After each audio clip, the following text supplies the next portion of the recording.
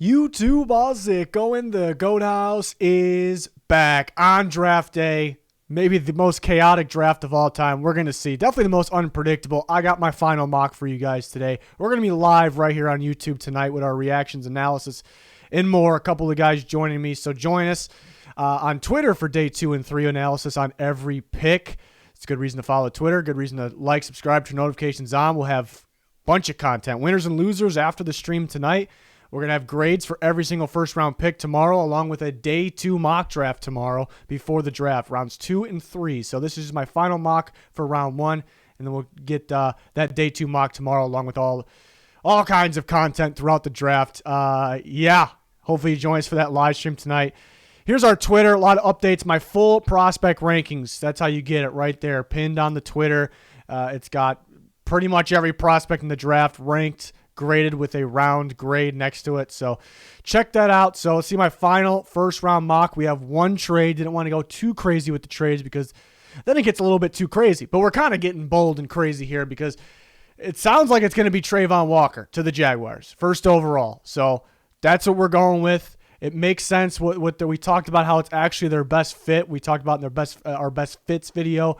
So they're going to move him around a bit. He can help stop the run right away. He can get some pass rush as well. Maybe not as much as the other guys right away, but he has that upside, and it's going to help with the direction they're trying to go on that defense there. So, prediction, Jaguar. This is a predict mock, obviously. Travon Walker, number 1. And then it becomes extremely difficult with pick number 2. I think most people are going Aidan Hutchison right now, which it very well could be. Staying in Michigan, obviously, with the Detroit Lions. If they kind of stay towards what their defense was last year, it's an incredible fit. And that's the question, too, because the Lions said, Dan Campbell said at the Combine, they're looking for more of to switch to more of a 4-man front. Could have been smoke to try to throw teams off and what type of pass rusher they're looking for. But Hutchison played a lot better standing up. They could still have him stand up. Thibodeaux's the same situation, though. He's almost built like a stand-up guy, but he's, if both of them had to play 3-point stance, I think Thibodeaux is actually better, even though Hutchison's the bigger guy there. But the way I look at it, it feels like Hutchison's a Dan Campbell type of guy. But Brad Holmes, their GM, did a lot of work on Thibodeaux. He's visited him. He's the only guy that they actually personally visited out of these players. And maybe they thought at one point that Hutchison wasn't going to be on the board. I think the NFL teams had an idea the Jaguars were going to go Walker way before we knew that. Unless they don't, then it blows everything up. So I went with Kayvon Thibodeaux here. If he doesn't go 2, he probably slips through possibly the Giants, the Falcons. Giants or Falcons if Thibodeaux doesn't go here. So then we have Aidan Hutchison still available, which is a little bold. And the Texans are projected to go either corner. We heard Gardner, Stingley, or offensive lineman. We've heard Ekwonu, Evan Neal. But if Hutchison's there, I did see a Texans reporter say that if somehow Walker or Hutchinson is available at 3, they think they're going to take him. So that's the scenario here. They take Hutchison. They play more of a 4-3, so that's the question. Will they view him as a fit because he played better standing up? They could allow him to still stand up, so just maybe too good to pass here. And we're hearing very recently that the Texans are going to pick at 3, and they actually want to take 13 and move up for somebody else. That tells me that they think that, that almost tells me they think that something like this is going to happen. Like somebody that they weren't expecting to get, possibly, it's my opinion. And then they're going to want 2 guys that maybe they're targeting at 3 by trading up to, with 13 up into the top 10, which I actually have happening. We'll get to in a little bit here. But that kind of makes me think that. Like now they think, we have to take this guy because he's best available. Let's go up and get that other guy we wanted. And the Jets, Ekwonu is a prediction. I don't love this pick for the Jets. I just keep hearing it's very possible. I heard Jermaine Johnson's very possible. It just feels like they think the Texans might take Ekwonu, and they very well could. With Hutchison there, they take them. So then they take Ekwonu at 4. It just sounds like it's very possible. I don't love the pick, though. It doesn't make it's not. He's a very good player, so it's not really the player. It just doesn't make a ton of sense to me because it sounds like they like George Fant at left tackle. And it sounds like, unless it's smoke, they could move on from Becton. The reason for that would be this staff hasn't seen him play right tackle because he hasn't played right tackle. They like who they have at left tackle, Fant, who they're working on a contract extension with. Are they good with Becton at right tackle? If not, they trade him. But then they draft Ekwonu, and you're assuming Becton can't play right, but you're assuming Ekwonu can. Neal played right at a high level. Ekwonu, at the end of the day, probably a better guard than tackle, but he's still a very good tackle. The Jets are set at guard. They get better, but it's a little contradicting in my opinion. But it sounds like it's the pick. But maybe I'm on to something. Maybe I'm going to be mad at myself for kind of going against what I believe and why this doesn't really make a whole lot of sense. We'll see. Very well can go third to the Texans. So the Giants get Evan Neal falling right in their lap. My opinion, the best tackle, best pass protector in the class. It would be perfect for the New York Giants here. A no-brainer in my opinion. I know they really like Ahmad Gardner, though, but they end up with him as well. The Panthers, serious trade back team. Teams calling to come up here. They're looking to trade back to gain more picks because they don't really have more picks. But they desperately need a tackle. They're rumored to be high on Cross. I think it's going to be tempting to trade back, but also very tempting to get what you need here on Cross, so they go that route. The Giants, they could go pass rusher if Thibodeaux's here. It's a very good possibility, solid possibility. Same with Jermaine Johnson, but I really think in their minds, their grade A draft would be Evan Neal, Ahmad Gardner, and that's what they end up getting here. And again, Gardner can go as early as 3. That was my prediction for the Texans for some time recently, but Gardner slips through, and they grab him. The Falcons are interesting. Everyone's mocking receivers to the Falcons, but they haven't had any top receivers in for a top 30 visit, which is it would be the ultimate smoke. We don't need to visit with these guys privately for an 8th overall pick. That's usually rare. But that would be the ultimate, wild card, but everyone seems to think they're going receiver. I think the pass rushers make sense. Like if they, one of these pass rushers slips through, they're going to be comfortable with them. But I do think, if Thibodeaux slips through, I think it's a possibility. I also strongly consider Kyle Hamilton. I'm thinking Jermaine Johnson, Kyle Hamilton, or Thibodeaux if he doesn't go to the Lions. I think one of those guys end up a Falcon before the receiver. I seem to be by myself on that, right? But Jermaine Johnson, we keep hearing, is going to go earlier than we expected. He's definitely going to be a top 10 pick. He could go up at 4. I played around with a scenario in my head where it's 4 pass rushers in a row. I think it's possible. So Johnson goes 8 to the Falcons. And then we have a trade. The Texans and the Seahawks swap. We've heard the Texans want to move up. Seahawks want to move back. Seahawks gain a 3rd-round pick. Ends up being very dead on equal value that way. I would actually expect that to be the actual deal specifically if it happened. Rumors of the Texans, people are mocking it. People are predicting it. Derek Stingley at 3. I think it's a little early just for who else is on the board. So they see Derek Stingley starting to slip, which in this scenario I think is realistic. The corners go a little bit later than expected, and they trade up, head of the Jets, head of the Commanders, head of the Vikings, to get Derek Stingley Jr., so they got a guy they're considering at 3 plus in Stingley plus Hutchison. So trades are a little tricky because there's more going to happen, but as soon as you start predicting more, you make a bit of a mess and you don't have an accurate mock there. But this is one I felt very good about. Jets grab the receiver. The flaw in this is where's the pass rusher? They have 2 second-round picks pretty early, so they can grab it there. So, but they grab Garrett Wilson, which they are on the hunt for a receiver. Could be on the hunt for Debo still. Washington goes Drake London. He's been getting some buzz. It's hard to see him going over Jameson Williams, but this is kind of what sounds like could happen here. This very well could be Kyle Hamilton to the Commanders. But I'm going to go Drake London, kind of get that big body contested catch receiver for Carson Wentz, who puts a lot of contested catch situations out there through the air, kind of get his Michael Pittman here. Coincidence, they both went to USC. So the Vikings get Kyle Hamilton falling right in their lap. I thought the Vikings were a trade back team, but Hamilton's sitting here. Pair him with Harrison Smith. Just too good to pass. This is a very good, an ideal situation for the Vikings here, being an A-plus situation. But it sounds like it could happen. I really considered Hamilton, the Falcons, at pick number 8. So the Seahawks trade back. They make sure they stay ahead of the Ravens. I thought about trading with the Eagles, the Saints, but then, I think they're still targeting that tackle. They can trade back if the top 3 are gone. So make sure you stay ahead of the Ravens here. Get Trevor Penning. To me, I wouldn't love this pick. I know you desperately need a tackle.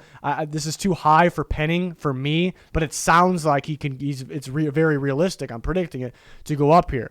Ravens get Jordan Davis as a Ravens type of interior defensive lineman. Brandon Williams out, Jordan Davis in, pair with Michael Pierce. on the inside like they did with Pierce and Brandon Williams, a few years ago.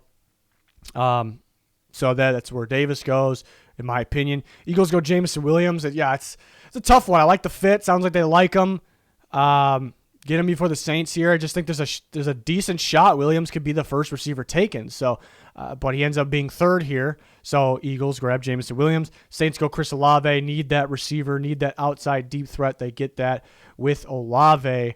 Then next up, Chargers go Zion Johnson. This is not one that's been mocked really at all. There's been a little bit of buzz that they could be looking for interior offensive lineman. It's like kind of like a light goes off like, yeah, they kind of need one, actually. Don't really realize that they kind of need one. We're talking about tackles. We're talking about receiver maybe, guys to help stop the run. But, yeah, they could use a guy like Zion Johnson. I mean, Kenyon Green's a possibility as well because he's more of a pass-first offense guard because he's better at pass protecting. So that would make sense. It just feels like Zion Johnson could be their guy, like a high-character guy, also can play tackle and center if they need him to. So I'm going to go Zion Johnson 17. Eagles go Trent McDuffie. Kind of was there was a little bit of a link like a month ago between the two. Kind of quieted down a little bit. So I'm thinking it kind of sparks back up here with the draft pick. Saints could very well pass on quarterbacks because they have Jameis Winston and Andy Dalton. But in this scenario, they get the first pick out of the quarterbacks. If they get the first, they get the first choice. Steelers could trade up and change that. If they get the first choice out of the quarterbacks, I think they do it. And they take Malik Willis, let him sit behind. It's like the perfect situation to me where Willis can sit behind a couple of knowledgeable guys that's been in the league. So the Saints grab Willis and the Steelers grab Kenny Pickett. There was some buzz for a bit. They really like Ritter. Mike Tomlin had dinner with him. That made me want to go Ritter. It's quieted down. Maybe it's going to be that moment like, okay, they take Ritter. It's like, that made sense. We kind of forgot about it a little bit. All of a sudden there's buzz out there that they really like Corral. I think that's the smoke. I think that could be smoke, but who knows. Devin Lloyd slips through. I thought about Lloyd and Quay Walker here. Why Quay Walker? The Patriots want to stop the run better. He's very good stopping the run. Why Devin Lloyd? He's just too damn good to pass. He's a guy that's very good in coverage. You can get unique with him, line him up outside, rush him, drop him back. It just sounds like a Belichick guy. He'd be dominant on the New England Patriots. This would be an A++ draft pick in my opinion. So that's where I went with. Packers grabbed Treylon Burks. I kind of tinkered around with the Packers trying to trade up for Drake London, Chris Olave. Couldn't really find the right match. I felt like the Texans-Seahawks trade made the most sense. Eagles could try to trade. Saints could try to trade. Packers could try to trade up. Treylon Burks, they met with him. They're trying to run the ball more. Yet Burks can be part of the run game, the pre-snap motion. Are they running? Are they passing? Where are they running the ball? That's actually why it makes sense. It's more of a complements the run game, but you also get a receiver for Aaron Rodgers as well. Cardinals are an interesting team. They need more picks, and they weren't active in free agency, so they need more players. So with little picks, so it makes so much sense to trade back. But I actually talked about their best fit being Jameson Williams before there was any buzz on Cardinals, Jameson Williams, and all of a sudden they're kind of linked, and we heard the Cardinals could trade up to go get him. I love the fit. It's what they need, but they can't really afford to trade up, so it's an interesting team that sounds like they can trade in any direction. I've heard that they could go pass rusher. They met with Karlaftis. It's a unique one because you think he'd fit a 4-3 a little bit better than this Vance Joseph defense, but he did stand up pretty well, and the Cardinals make some unique picks. Zaven Collins was a very unique pick last year, so I wouldn't be against this. I think there would be people that wouldn't love this and would be confused by it, but I would not mind that at all, actually. So Quay Walker's going around here somewhere. Steelers, strongly considered the Steelers, but it's hard not to mock them a quarterback. Patriots. Cowboys. I think the Cowboys could use a middle linebacker to help stop the run a little bit. Pair up Micah Parsons. Vander Esch is back on a super cheap deal. So that made sense to me. I really like the Steelers as a fit. I could see them doing it. Just, again, hard to not lock the quarterback, especially when there's only one off the board right before their pick, and they could even trade up for one. So Quay Walker to the Cowboys. Very well could go Kenyon Green. If Karlaftis is there, they could go that route. If Burks is there, they can go that route. If Olave slips through, they can go that route. One with Quay Walker. Next up, the Bills. That's a tough one because I think I like Andrew Booth a little bit better as a fit. but just keep hearing Elam. He's getting some buzz. He's going to go earlier. He's supposed to go, unless it's smoke, it doesn't sound like smoke because it's not really, it could be, but it's not. Elam is supposed to be, the reports say he's supposed to be the 4th cornerback taken at the latest. Very well could be 3rd. Now, we had 3 go already. So it sounds like Elam will go ahead of Booth. So I plugged in Elam with the Bills. I think he'd be very good there. I think the Texans really like him, but I had the Texans trading up for Derek Stingley. I was kind of, toying around with the Texans trading back with 13, taking Kyer Elam. There's always those wow, off-the-wall surprise picks. Could the Texans taking Elam at 13 be that? Maybe. Titans get Kenyon Green, slides to him, could go to the Cowboys, Cardinals, around that range. Chargers, Titans grab that guard. It's just really... Titans are kind of fooling us all right now because we don't really know what they're going to do at Raduns, who they played at tackle and guard last year. That's kind of what holds everything, like what tells us what they actually need. Good thing Green could play tackle if you need him to as well. Bucks go Devontae Wyatt from Georgia. I think a good fit with Vita Vea. I strongly consider Logan Hall from Houston, too. I think it's kind of one of those two. Lewis Cine, I talked about him being a fit with them a long time ago. Now a lot of people are starting to mock that final mock, Lewis Cine to the Buccaneers. That's a possibility as well. I think they like these defensive linemen here. The Packers go Tyler Smith here, a guy that might be a little better at guard than tackle just because his play style right away, but so much upside at tackle. The Packers could actually start him at right tackle right away, and they could be looking to pound the football more. Like I said, Aaron Jones, A.J. Dillon, that kind of makes sense there. I have a second-round grade on him, but I would not be disappointed with the Packers at 28 with a guy like Tyler Smith. Rumors yesterday that Drake Jackson from USC, who I feel more comfortable late second, early third, could be going in the first round. And I talked about on Twitter, the Packers are that team that I think would do it maybe. Maybe a team like the Cowboys. So could the Packers do that? I think it's just too early, too much of a risk. They have 2 second-round picks. Try to use it on that. Chiefs go Dax Hill. I've been mocking this a lot. It's a very good fit. I know people like Petre as a fit. Dax Hill just makes more sense to me. Slot corner / outside corner. I really think he could play that / safety. Could play either spot there. Could blitz. He's just a much better player than Petre in my opinion. So it's a beautiful fit, really. They go George Pickens. Maybe a little bit of a surprise pick here. I would prefer them to go Sky Moore. But then again, they have Juju for the slot, but it's only 1 year. Pickens, that outside receiver, a little faster than people give him credit for. Contested catch ability, so pair him with Valdes-Scantling and Juju. Or do they just skip going receiver? Because they actually have more receivers than they had last year. They don't have Tyreek Hill, but they have more because they have Hardman as well. So could we just kind of be getting fooled by this, dude? Maybe they don't even think they need a starting receiver. So it's kind of tough here.